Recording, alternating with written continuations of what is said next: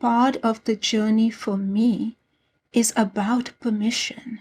Can I give myself permission to feel both the discomfort in feeling afraid to be vulnerable, as well as the courage to be vulnerable?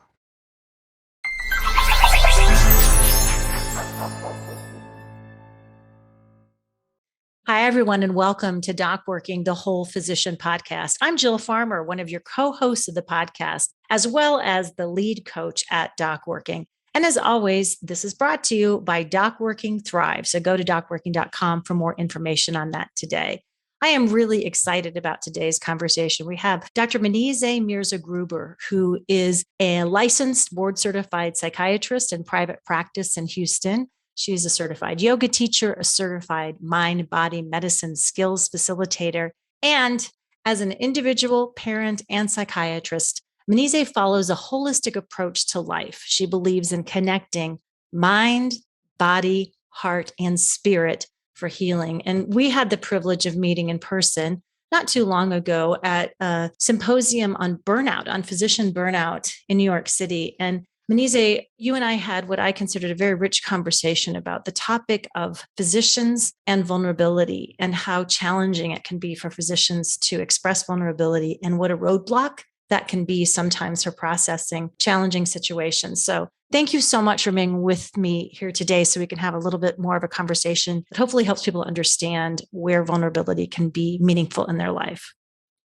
Thank you, Jill. Thank you for this warm and welcoming introduction. And I am just very grateful and honored to be sharing this space with you. So let's talk a little bit about your own story. You went through medical education, MD, and a practicing psychiatrist. And in your own experience, what were the signs for you that vulnerability was something that was going to be hard to be part of your life as a practicing physician? First and foremost, I was not born and raised here in the United States. So I was born and raised in Karachi, Pakistan, and that's where I went through my medical education. And then I came here to the United States almost 34 years ago, this September. And I think I realized right then that it would be so much harder to be in a residency as what was then called a foreign medical graduate. They've changed it to international medical graduate now. And I know that even from the beginning, even when I was interviewing for residency positions, I found that rehearsing anything, a script, doesn't work for me.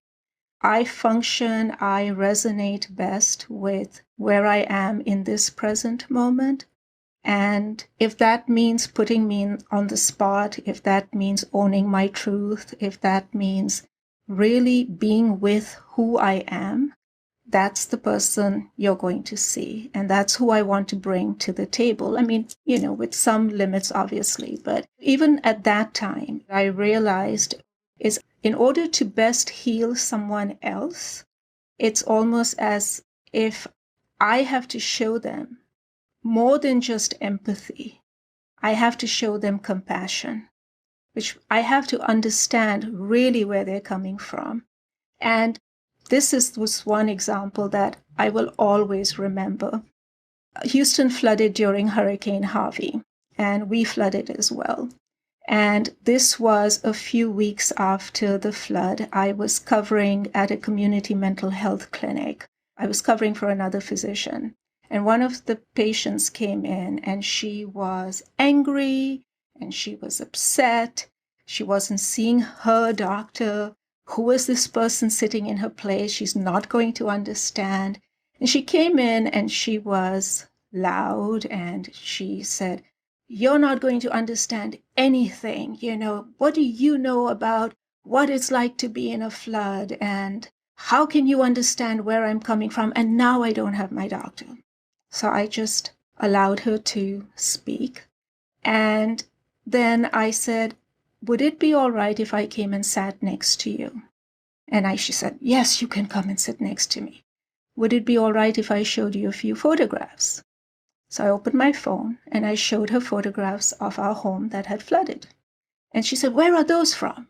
And I said, "That's my home, my entire neighborhood." And she just burst into tears and said, "You flooded? Doctor, you flooded?" And I said, "Yes, we flooded." And we spent a long time sharing our experience. And then I said to her, "Would it be all right if we now took care of you for your appointment?" Wow. Why do you think that just you sharing that simple shared experience was helpful to your patient and her healing in that situation? Because she knew I was human like her. I'm just not a doctor, right? I'm not just this person of this hierarchical doctor patient. We're people. We're humans. We're interconnected. We all are. We are interdependent. Reverend Martin Luther King said, right, we are in the same fabric of destiny. We're bound together. We are an interconnected community. I mean, we connected out of the blue at the symposium, but we were all there for a common reason. Mm-hmm. And I think what it allowed me to share with her is that your pain can be my pain. I do understand, and I'm here with you. I think people need that. People need to know that we're not just taking care of, this is where the whole psychiatry thing for me comes. It's not neck up. I want to take care of the whole person. Mm-hmm. And I would want someone to take care of me that way. So if I can attend to others by that real listening. And as I even said, listening to me begins obviously with the ears and the eyes, but I have to listen from my heart. I have to be present with them in the same space and just notice and be. That's that sharing space, like we are now. Yeah, it's really beautiful. And I've heard from many, many physicians that I have worked with, both in coaching practice as well as listening to people on the podcast. In medical education, there's often an emphasis put on the opposite of that, which is to not be vulnerable. And in the process of both in competitive environments, all the way from medical school and into residency, and in other ways, often doctors are saying we're being taught the opposite of that. So let's talk a little bit about A, why that is, and B, why it potentially needs to change. I can only guess why that is. I feel my culture already puts me in a different position. I didn't grow up not being vulnerable. I mean, I have not felt that in order to be better or compete against someone else, that I can't show my softer, more vulnerable side. Maybe I'm not answering your question, but that's never been a part of who I am. Mm-hmm. I mean, it's not like I wear my feelings on my sleeve or, I'm not professional, but I don't have, I've always felt a little bit maybe the outlier in that case, because I don't feel that I can't be vulnerable. I'm okay with it. I'm okay with sharing. I'm okay with connecting. I'm okay with sometimes just being, in that space and just listening. I don't know why here in the United States it's not considered okay, or, we have to get ahead by not being vulnerable. To me, vulnerability is actually one of my strengths. I find it something that is an attribute that I honor and I'm grateful for. It is an attribute, it's a pathway towards something extremely meaningful. And so I think to that point, I think you bring up something really valuable for us to all take in, that if vulnerability is something that's uncomfortable for us, it is something that can be cultivated. It's not something that's fixed. And so, how would you, as a professional and as somebody who lives in this space very comfortably, how would you invite somebody else to be able to cultivate more vulnerability in their life and to experience what you see as a more open-hearted way of living and healing as a physician? May I share something I wrote? I wrote this poem and I actually shared it in a course that I was teaching. And at the end of it, it was the feedback that I received. So I'll read it to you first and then you tell me. It's a poem titled Fear that I wrote on December 29th, 2021. What I fear most seems to be fear itself. Fear of making a mistake. Fear of not being good enough. Fear I will not be accepted for who I am. Fear I will not give myself the chance to have my voice heard. Fear I will leave this world with all the gifts I have inside me to share. This terrifies me, for I know I can continue to add value and worth to this world. I can make someone else's world better. I can make someone else's world easier. There are so many more fears.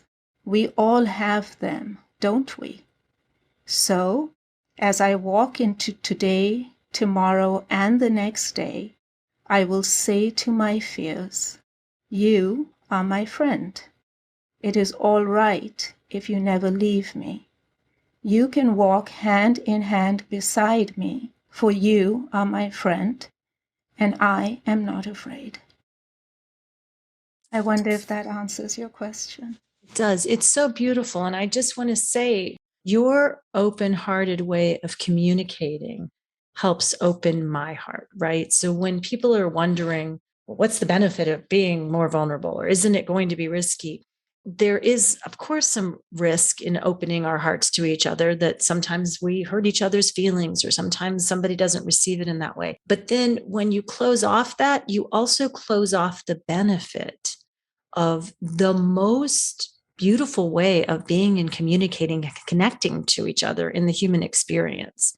And that's what I hope people are feeling as they're listening to this way that you're showing us what we'll call vulnerability, but really to me, it just feels like an open-hearted way of living and being is. You're right, Jill. It is scary. For some people, it might be very difficult. And I think what I would share with them is that's okay. That's all right if it's feeling difficult for you in this moment. Maybe offering even that difficult space within you that, all right, my dear, this is difficult right now, but I'm here with you. Let's walk through this together. It's not dismissing that, because we have to acknowledge all those parts of us, right? I mean, maybe I'm calling vulnerability or this ability that I can share as a strength for someone else, that they may have some other strengths which are beautiful, and to be honored as much as it is to honor what they are uncomfortable with. I think we have to know where we are uncomfortable and honor that discomfort as well. Create that space. Create that space. I mean, when I lead a meditation, it's always coming into the space with my own aspirations and intentions and allowing others to come into their space. And there are no set rules, right? Everyone has to be where they are. It's a journey, and we're all on it together, but at different parts of that journey. There have been times in my life where I have noted my heart to close, and I found clearly that was one of the most difficult times in my life. I remember just asking for guidance. And one of the things I did was I just went into extended child's pose, which if, people practicing yoga know what I'm talking about, but mainly I just sort of extended my arms onto the ground below. I knew Mother Earth would hold me, and I surrendered to whatever that pain was and said, I need help. Show me the way. And I ultimately found it within myself, but I had to go from a closed heart to the willingness to be hurt again, to find strength. And I know that's where my courage comes from. So for somebody who's listening to this and says, that sounds beautiful, when I listen to the way that Manizeh expresses herself, I can feel that it's coming from her heart, and that's great. But gosh, I have no idea where to start. I don't know how I'm supposed to do that. If being vulnerable helps me connect people, or gosh, at best, it does what I really want to do most in life, which is better serve my patients and help them heal on their own journey. How do I start? How do I do that? I would say be kind to yourself. I would say begin with the compassion and kindness to yourself. Acknowledge that that is hard for you, and ask yourself, what am I feeling right now, and where am I feeling this? Maybe allow yourself to breathe into that space and soften, if possible. Maybe just even take cycles of breath and see with each in-breath if you can guide your breath to that place that is asking, how do I do this? And then with each out-breath, maybe give yourself permission to let go. And I think part of the journey for me is about permission. Can I give myself permission to feel both the discomfort in feeling afraid to be vulnerable, as well as the courage to be vulnerable? That is so important. And I just want to reemphasize that, because I think so much of work for physicians is other focused. How do I take care of the needs of those who I'm caring for? And the internal dialogue can be so self-critical that it's very understandable why it's hard to show vulnerability to somebody else, because you don't show it to yourself. You don't show that compassion, that kindness, that open-heartedness to yourself. So I love how you reminded us that when we start with that love in our heart for ourselves, that vulnerability of being open about where we feel uncomfortable, where we're hurting, giving that space, it just makes us so much more capable to be able to serve others in that more open-hearted and impactful way. Yes, and through my mindfulness meditation practice, through yoga, I have to say, through my running, I'm a marathoner. So one of the things that I value is I am in it for the long haul. I'm an endurance runner. I know there is a term used in running called DNF, which is a did not finish. We use it when you don't cross the finish line. So I haven't had that title yet. And I have to admit, there's a while where I said, oh gosh, I'm not going to be a DNF. Until a couple of years, during 2020, right before the pandemic started, and my training was not what it should have been. And I was at the start line, and I said to myself, Manizeh, if you don't finish today, you are here now. You showed up, and that's all that matters. We are going 1 mile at a time.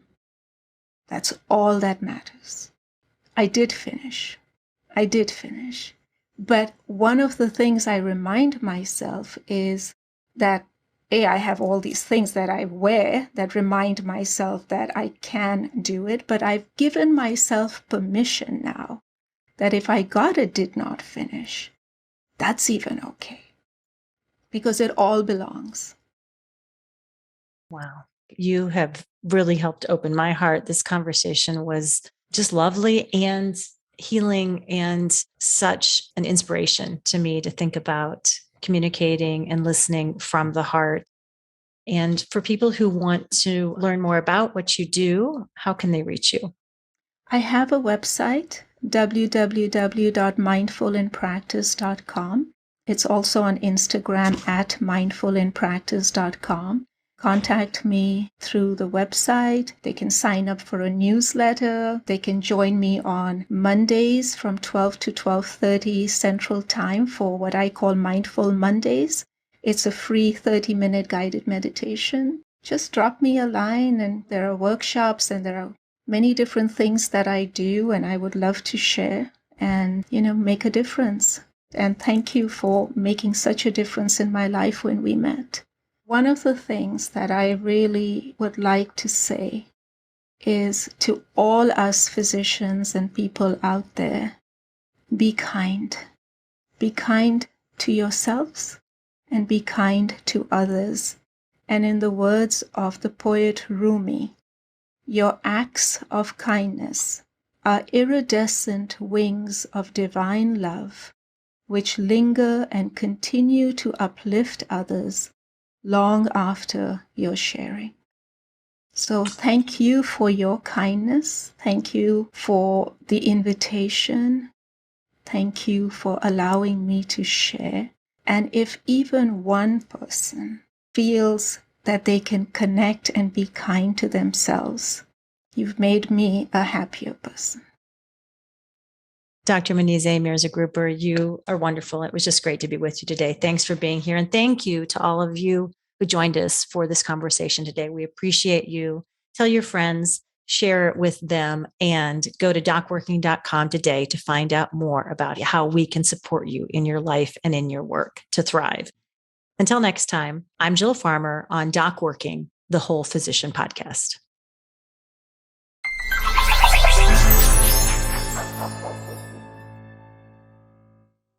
At DocWorking, we're here to help you maximize your potential on your own terms and help you live your best life. You told us what you need and want, and we built this for you.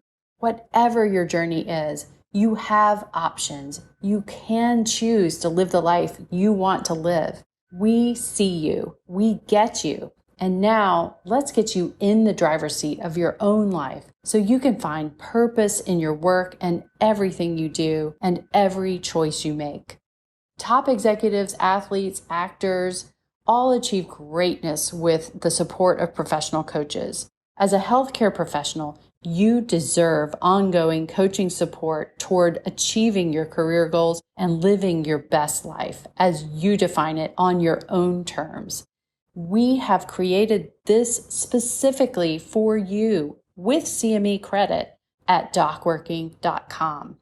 Please go to DocWorking.com and check out our quick Balance to Burnout quiz to see where you are on the Balance to Burnout continuum right now. The results might surprise you.